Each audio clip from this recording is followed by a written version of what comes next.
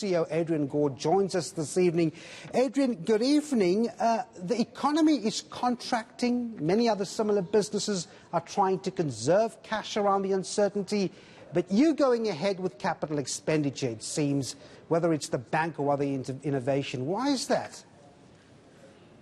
Well, I think important maybe to just put into context, the actual operating performance of the group has been remarkably resilient. So the operating profit of the group has grown by 9%. The COVID provision, we thought was a prudent thing to do. So in effect, we are kind of paying forward any effect of the COVID pandemic going forward. We've tried our best to model every single aspect of it and make sure we provide it fully for it, so the effects of it going forward are properly taken into account.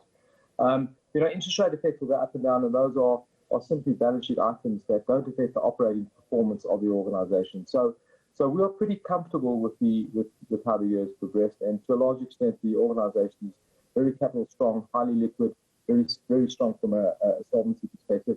And so I think there's great comfort of where the organisation is. Having said that, we are building a bank.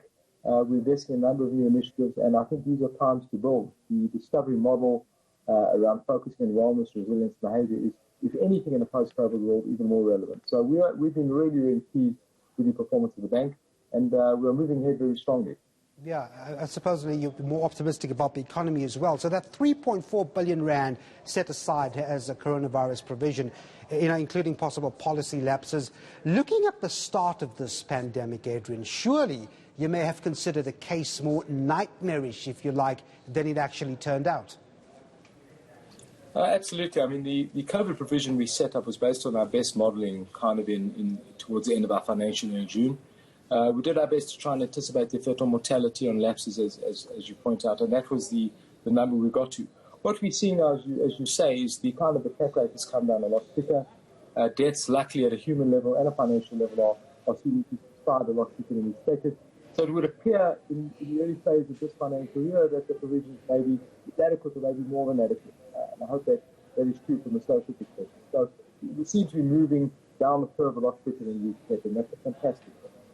You have struggling consumers that will welcome any relief in this COVID-19 battered economy. And then you have the Council for Medical Schemes urging for prices next year, Adrian, to either be frozen or brought in line with inflation. I think they're thinking around 3.9%. Last year, you hiked contributions by an average of about 9.5%. How do you respond to such a recommendation? Well, look, I think the recommendation, from a social perspective and a reality is we have to help consumers. I mean, that's our social mandate. I think the issue here is that if you raise your contributions at a rate that ends up having at a level that's below the cost of healthcare, you can sustain that for some time, but then eventually you need to catch up. And when you do the catch up and you really hike the rates again, you get instability in the system. You get kind of a death spiral where healthy young people drop out. So you've got to be very, very careful how you do it. But I think we totally support that call. We're going to find ways to do that very, very carefully. But, there is a stubborn cost of healthcare that keeps going up year in and year out, and we need to manage it very carefully. But I'm confident we can find ways to achieve a result in 2021 that is affordable for people. It's critical. I totally agree with you. Because it has been economically awkward for a lot of consumers. If you look at that rate, it's essentially, at this point in time, double the increase of inflation, isn't it? Yeah, I agree with that. It's very, very tough. And, over the course of the pandemic, we've used a number of different techniques in both Discovery of Medical Scheme and other businesses to try and offer people ways to relieve that cost. It's very tough. But it's maybe worth pointing out that, in fact, ironically, despite the difficult times, most people kept their cover. So, in fact, our lapse rates have gone down. So, kind of the necessity of health and life insurance during this time, unfortunately, is so important that people just don't give it up. And I think that is important. We need to respect that and try and make it easier for them.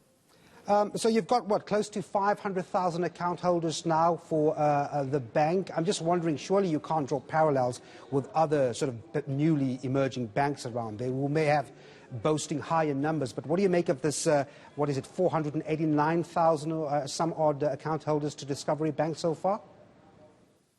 No, I think we're very pleased. I mean, it's early days. It's the first operational year of the bank. I think more important than just the number of accounts is the actual deposit level. So, we're close to 4 billion in deposits. So the kind of people depositing in the bank and responding to kind of the shared value model of increasing your interest rates through certain behaviours has been remarkably positive. So it's the first full year of the bank's operation, a lot to do, a lot of learnings, but I think it's very optimistic about where it's landed. Adrian, in about an hour from now, or less than that, the President addresses the nation. In fact, about 30 minutes from now.